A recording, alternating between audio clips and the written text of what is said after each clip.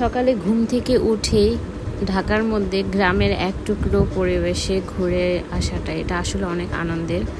আজ আমরা সকাল সকাল কোথায় যাচ্ছি, কী কী করছি দেখতে পারবেন সব কিছুই এই ভিডিওতে। আসসালামু আলাইকুম, আশা করি সবাই ভালো আছেন। সবাইকে শুভ সকাল।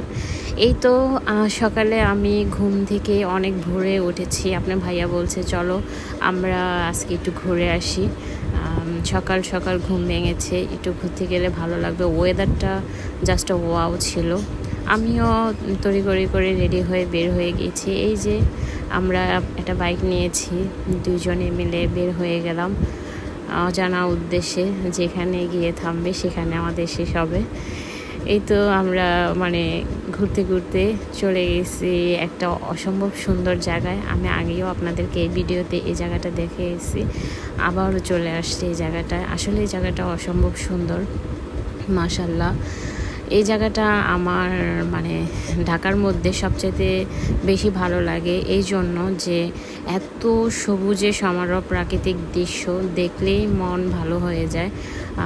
রাস্তাটাও অনেক সুন্দর। এখানে রাস্তাগুলো ভাঙা ছিল, কিন্তু এখন নতুন করে ঢালাই করা হয়েছে, তাই অনেক সুন্দর আর অনেক আরামে আমরা চলে আসতে পেরেছি। এটাই সবচেয়ে বেশি ভালো লাগছে। দেখেন আমি কত সুন্দর হেঁটে যাচ্ছি, রাস্তাগুলো এত ভালো লাগছে, আর তো খুব ভালো লাগছে। এখানে রাস্তাটা যেমন সুন্দর, জায়গাটাও অনেক সুন্দর।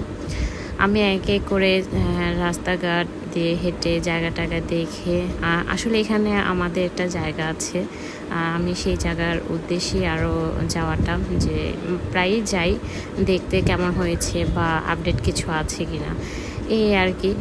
ঘোরাও হলো, দেখা হলো। এখন আমাদের জায়গার সামনে একটা নতুন ঘাট হয়েছে, ওই ঘাটের সামনে আমরা চলে এসেছি। দেখি কতগুলো হাঁস কি সুন্দর প্যাকর প্যাকর করছে।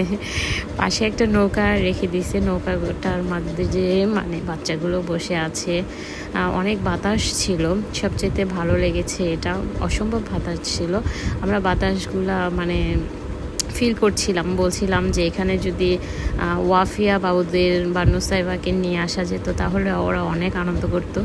আমরা দুজন তো হারিয়ে গিয়েছি পুরো নদীর মাঝে। দেখেন নদীটা কি সুন্দর, তার মধ্যে আবার পাশে বসে একটা ছেলে পানিতে হাত মুখ ধুচ্ছে।